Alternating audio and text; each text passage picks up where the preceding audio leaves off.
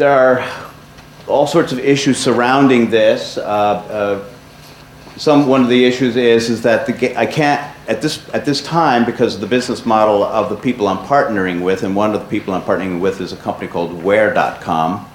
I'm building this application on top of their GPS application, so I don't have to do all the GPS coding in the background. In their business model, I can only report positions every 2 minutes because of their subscriber base. That means because every time they draw down on a map from Navtech, they have to pay Navtech a penny. So it affects the quality of play, and it also affects your strategy within your gameplay area. So what happens now is that our predator, moi, have now contacted the prey. I immediately get that person scored, and the computer automatically assigns me another prey.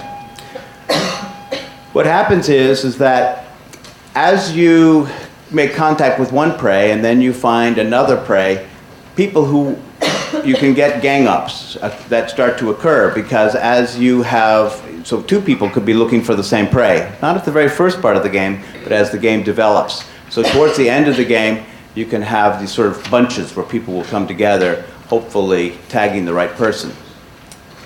And then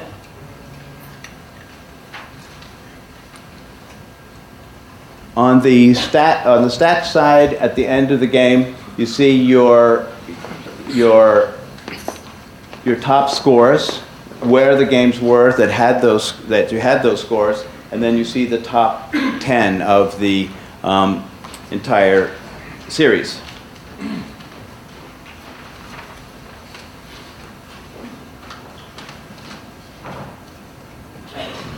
So with the rules of the game, 2 players doesn't make sense, because with 2 players, the person you would be hunting is hunting you. With 3 to 4 players, well, that doesn't work either, because you get concentric circles of play. As everybody starts to sort of swirl around each other, everybody tagging the others, too close. At 5+ players, what happens is you get people who start to run away from the central circle. And they create these sort of other nodes of play by drawing out their particular predator in order to accomplish their goal of remaining. Because there's 2 strategies. One is you can be a hunter. The other one is you can be a person who's hiding. And you need to kind of combine those 2 strategies. The player will forfeit the game if he disconnects or exits from the game map. Now, they get a warning if they exit the game map that tells them they're out of bounds. But if they leave their device off for more than 2 minutes, that prey is automatically scored to the predator, and the computer assigns a new prey. The first person to make 3 tags wins the game. Now that's based on a formula of that is the number of tags to win a game is determined by 1/2 of the number of players. So if you have 10 players, then the default would be 5 tags. If you have 6 players, the default would be 3 tags.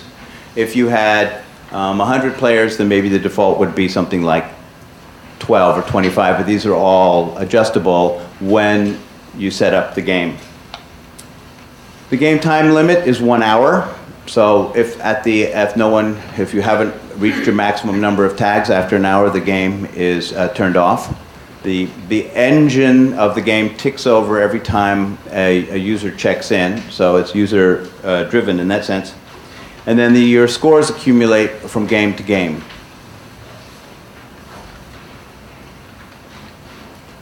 And so, that's Game Park. Are you ready to play?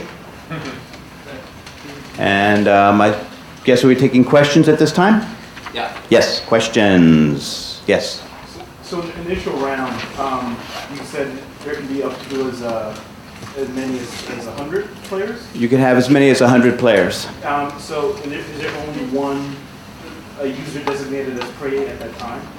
Every player is both a predator and a prey. So they're a predator for onto another player. So everybody's... So you're ostensibly pairing off 50 pairs then? Well, actually, it's 100 pairs. 100 pair. Oh, because you could play either role. Gotcha. You're playing both roles. The game begins when the person has to be standing within the game park itself. Yes, go ahead. I didn't want to interrupt you answering the first question, but I guess missed the very beginning, so I didn't catch. Is this the idea of like you have to get into a game for pursuing someone, or is it like with the Zoom where anyone in the area is automatically during the game if it's turned on and suddenly the hunt is on? No, what the model is that perhaps a game creator or somebody who wants to play the game has called a few friends and you're together within the zone of the game park, or you can make a game park wherever you're standing, and then you basically create the game.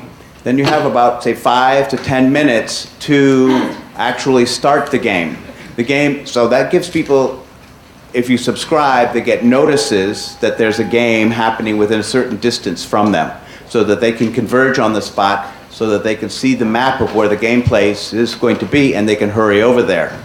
But a consideration in the design of the game was that the game should begin fairly quickly, or should start fairly quickly after it's been created, or people will lose interest and run away.